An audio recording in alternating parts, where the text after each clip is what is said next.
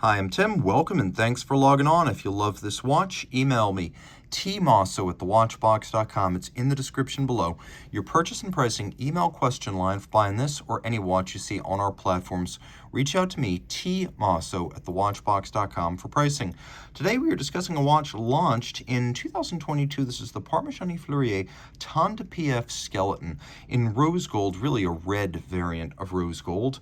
The watch is 40 millimeters in diameter, 8.8 millimeters thick as I measure it. If we're just talking about the case, lug to lug, it is 45.6 millimeters if we include the end links of the bracelet, which are far broader across the wrist than the total distance across the wrist is 51.1 millimeters. The watch is wonderfully substantial. All in red gold, you really feel the heft of it, but it's not bulky. You can see on the wrist how easily it would slide underneath the cuff, and the curvature of the lugs mean that even though the end link to end link dimension is quite large, I can still envision this watch wearing well on a wrist as small as 14 centimeters circumference. Again, my wrist is 16 for comparison. Taking a quick look over the top, you see the lugs are not near the edge of my wrist on either side.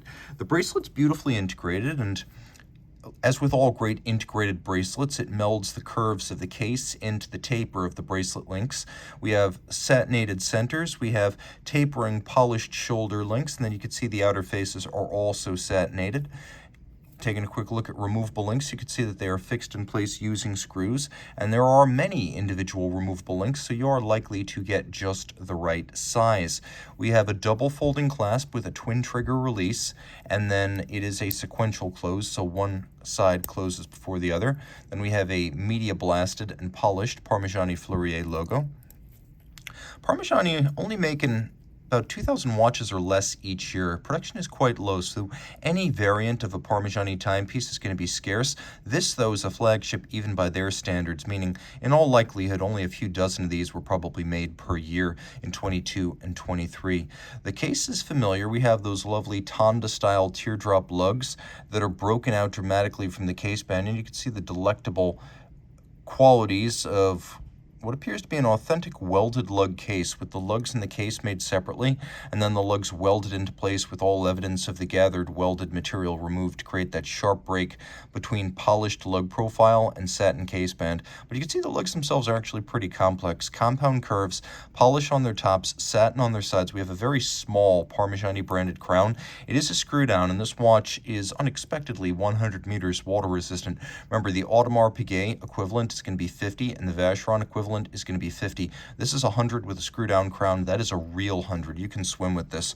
We have a bezel that's polished outboard, then it features a sort of conical coining, and then it has an even steeper conical section that rises up to a flat flange, so you can see 1, 2, 3, 4 different facets on the bezel. Quite complex. Nickel anthracite on the dial, which is also the movement. You can see outboard there's a minutes and hours track, with the hours track including cantilevered and applied rose gold faceted polished hour indices. We have Delta-style hands, as Parmigiani calls them, at center, skeletonized and polished. You'll also appreciate that there is quite a bit of skeletonization, and from this angle in particular, you can see that lovely rounded anglage. There's a great deal of artistry here, and considerable time was lavished on this movement. You can also see that the automatic winder features 2 mainspring barrels for a 60-hour power reserve. We'll demonstrate the winding here. So you can see the barrels are actually moving as I wind the watch, but it is an automatic winder, so no concerns there. It beats away at 8 beats per second or 4 hertz, pivots on 29 joules. And as you can see, the movement is one and the same as the dial, meaning you can even appreciate some of the underlying elements like the clutch and the keyless works used for winding and setting, intermediate wheels, the motion works, and I'll demonstrate how all this works, the motion works that underpins the hand at center. You could see as I set the watch,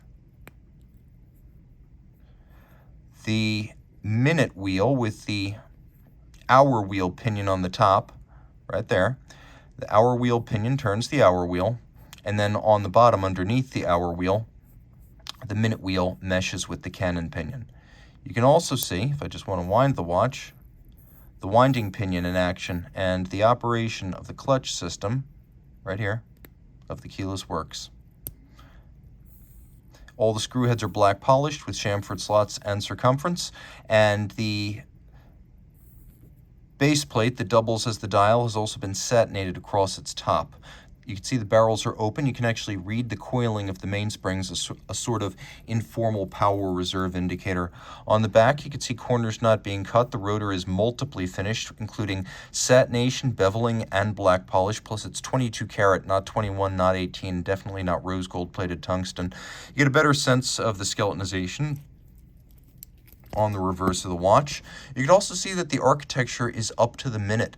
We have a full balance bridge with a free sprung balance for greater toughness against shock, and a free sprung balance with variable inertia bolts on its spokes. We also have a clear sapphire used as the capstone to give it more of a monotone techno-industrial look. You'll appreciate that there's solarization over the ball bearing system, and then we have a hybrid bearing with ceramic balls and steel races for high efficiency, low maintenance, and low long-term maintenance requirements. It's just a really good looking movement with all of the modern standards. Reach out to Team Mosso at thewatchbox.com for purchase and pricing details. And one more note about those two barrels. 60 hours isn't an extraordinary amount of power reserve, more than standard, but not extraordinary.